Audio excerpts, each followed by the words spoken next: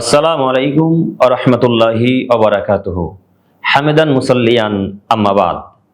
সম্মানিত দর্শক ও শ্রোতা মণ্ডলী, আপনাদের সকলকে আন্তরিক শুভেচ্ছা ও মোবারকবাদ ইউনাইট টিভির পক্ষ থেকে। আজকে আমাদের আলোচ্য বিষয় হচ্ছে কিয়ামতের মাঠে আল্লাহ সুবহানাহু ওয়া তাআলা ডাক দিয়ে বলবেন, তোমরা যারা পৃথিবীতে আমার পরিবর্তে অন্যের ইবাদত করতে তারা আজকে কোথায়। মানে আমরা যারা আল্লাহকে বাদ দিয়ে পৃথিবীতে অন্য মানুষের ইবাদত করি বা অন্য পূজার ইবাদত করি, এদেরকে আল্লাহ তাআলা ডাক দিয়ে বলবেন, যারা ইবাদত করে পৃথিবীতে অন্যান্য পূজা বা মানুষের।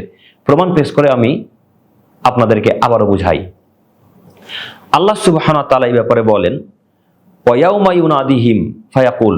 আল্লাহ সুবহানাহু ওয়া তাআলা কিয়ামতের মাঠে ডাক দিয়ে বলবেন, আইনা শুরাকাইয়াল্লাযিনা কুনতুম তাজউমুন। হে পৃথিবীর মানুষ, তোমরা যারা আমার পরিবর্তে অন্য কারো ইবাদত করতে পৃথিবীতে, তারা আজকে কোথায়। আল্লাহ তাআলা ডাক দিয়ে বলবেন, এই পৃথিবীর মানুষ, তোমরা যারা আমার পরিবর্তে অন্যের ইবাদত করতে পৃথিবীতে, তারা আজকে কোথায়। ওই যে মানুষ ইবাদত করে দুর্গা পূজার, মানুষ ইবাদত করে পীরের, মানুষ ইবাদত করে পাথরের, মানুষ ইবাদত করে গরুর, মানুষ ইবাদত করে তারার, মানুষ ইবাদত করে চন্দ্রের, মানুষ ইবাদত করে আগুনের, মানুষ ইবাদত করে কালী পূজার, মানুষ ইবাদত করে গাছের, মানুষ ইবাদত করে আরো ইত্যাদি ইত্যাদি মূর্তির, অনেক জিনিসের মানুষ ইবাদত করে।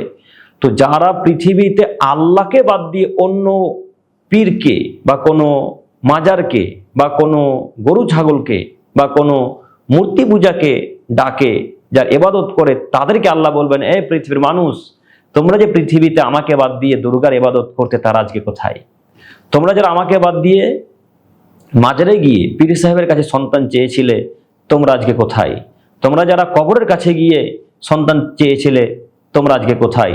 তোমরা যারা আমাকে বাদ দিয়ে তাবিজ বেঁধেছিলে, তাবিজের উপর বিশ্বাস করেছিলে, তারা আজকে কোথায়। তোমরা যারা আমাকে বাদ দিয়ে পাথরের পূজা করেছিলে, তারা আজকে কোথায়। তোমরা যারা আমাকে বাদ দিয়ে গরুর পূজা করেছিলে, তারকার পূজা করেছিলে, চন্দ্রের পূজা করেছিলে, আগুনের পূজা করেছিলে, যারা আমাকে বাদ দিয়ে অন্যান্য দেবদেবীর পূজা করেছিলে, তারা আজকে কোথায়। ডাকো তাদেরকে, আজকে তোমাদের বিচার হিসাব হবে। অতএব আমি বলতে চাচ্ছি, হে আমার প্রিয় দিনী ভাই ও বোন, আর কতদিন পীরের ইবাদত করবেন, আর কতদিন পাথরের ইবাদত করবেন, আর কতদিন এই দেবদেবীর ইবাদত করবেন। আসুন না একটু আমরা হাদিস কোরআন পড়ার চেষ্টা করি। আপনি মাজারে গিয়ে সন্তান চাইবেন কেন? আপনি পীর ফকির দরবেশের কাছে গিয়ে সন্তান চাইবেন কেন? সন্তান দেওয়ার মালিক তো আল্লাহ। আপনি আল্লাহকে বলেন যে, আল্লাহ আমার সন্তান সন্ততি নেই, আল্লাহ তুমি আমাকে সন্তান সন্ততি দান করো। আল্লাহকে বলেন, আল্লাহ দিবেন। আপনাকে আমি অনুরোধ জানাচ্ছি, আজকে এই মুহূর্তে আলোচনা শোনার পরেই তওবা করে আল্লাহর কাছে ভিক্ষা চেয়ে বলেন, মাবুদ, আমি তোমার পরিবর্তে এতদিন ধরে যাকে ডেকেছি, আমি বুঝতে পারিনি মাবুদ, তুমি আমাকে ক্ষমা করো, তুমি দয়াশীল, তুমি রহমান, তুমি রহিম। আল্লাহকে এইভাবে বলেন, আল্লাহ ক্ষমা করবেন। যদি না ক্ষমা চাইতে পারেন, কিয়ামতের মাঠে আল্লাহ তাআলা আপনাকে পাকড়াও করবেন। আর আল্লাহ যদি পাকড়াও করেন, ধরে নেন, আল্লাহ আপনাকে জাহান্নামে দিবেন। এ কথাই চূড়ান্ত।